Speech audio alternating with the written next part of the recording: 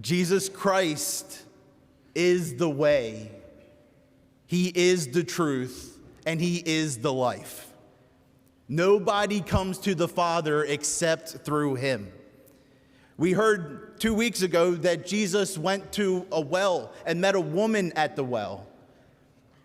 And she, who was gathering something to drink, he asked her, "Give me some water." And they had the conversation, and it came to be revealed that if you drink of the water which Jesus gives, you will never thirst again. It is the way in which we will never thirst again. Jesus is the way, and is revealed to that woman at the well. Last week, we hear that he meets a blind man, that he opens the man's eyes.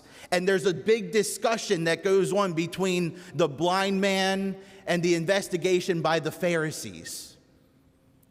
They're trying to seek out what the truth of the matter was. And Jesus opening the eyes of the blind man reveals last week that he is the truth. And that truth had given sight to even the blind. And now today, we read in the gospel, Jesus even says to Martha, she says, we know that Lazarus will rise in the last day event way off there. And Jesus, no, I am the resurrection. I am the life, Jesus says. All who come to him will live and will never die. You see, he is revealing himself now. First the way, then the truth. And today we see him revealing himself as the life. And that we who come to him may share in that. But it's also all the more. See, so I want to take a look at a few of the parts to kind of piece this part open, the life that Christ is. Because what struck me first and foremost when reading this gospel is that Jesus gets word that Lazarus has died. And he says, we will wait. And he waits 2 days before going. So he arrives at the tomb, and it's already been 4 days that Lazarus has been dead. If he would have left right away, it would have been 2 days from roughly what we account of. So why wait the extra couple days? And this part, I don't know what the answer is, definitively, but what we see today in the gospel is that God's on his time. And how true is that? When we face challenges, when we face struggles, when things get hard in our lives, when we want Jesus here and now, we want him to work and do something, he always seems to be a little bit extra patient. He always asks us to be a little bit more patient than we would like to be. He wants us to wait a little bit longer. And it's hard. And we try to do this well, and we try to do it together. But why?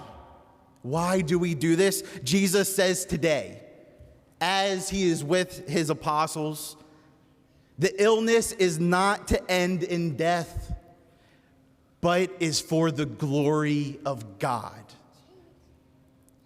That the Son of God may be glorified through it.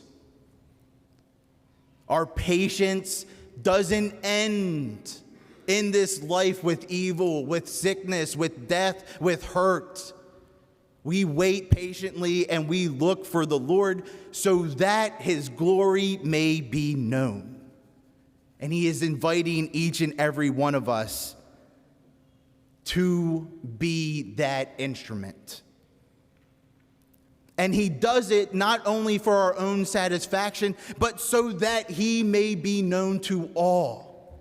He reveals himself as the way, the truth, and the life, and he is asking us to be instruments in that revelation to the world. He wants to pour out in abundance who he is.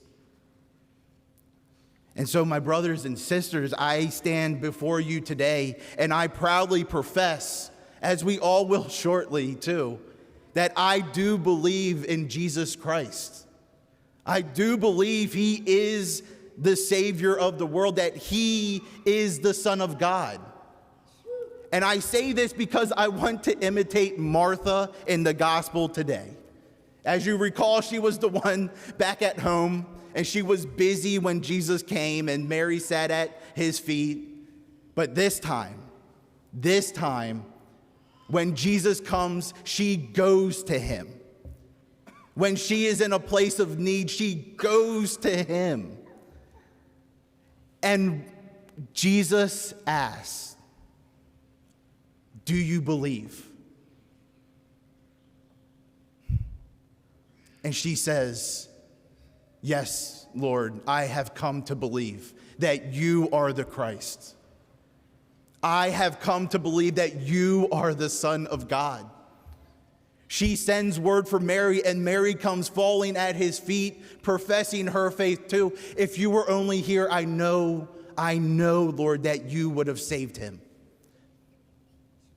And it is from this faith, the gospel says, then Jesus, they professed the faith openly in front of all the Jews that were trying to stone him just previously.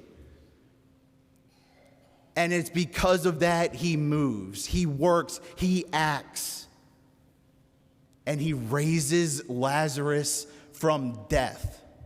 And it's not questioned whether he was just asleep. He was in the tomb for 4 days. He had a stench.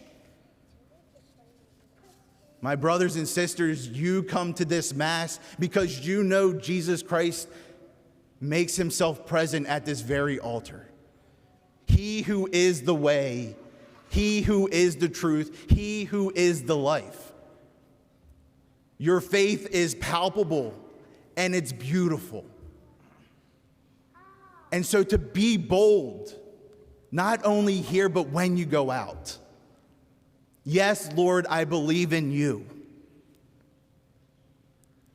So that when we're in a place of trial, when things are hard, when it seems like there's a bunch of chaos all around us, so that we turn like Martha and go to him. Let us go in prayer. Let us go to Jesus and profess with our whole hearts that we believe in him and who he has said that he is. And when we do this, may our lives not end in death, but may our lives be beacons of everything that God has given to us. You can't give what you don't have. And I know you have the Lord in abundance, so don't be shy in sharing it. Because who knows? Maybe your faith, boldly professed out there, may one day be an instrument for Jesus to bring somebody back from the dead.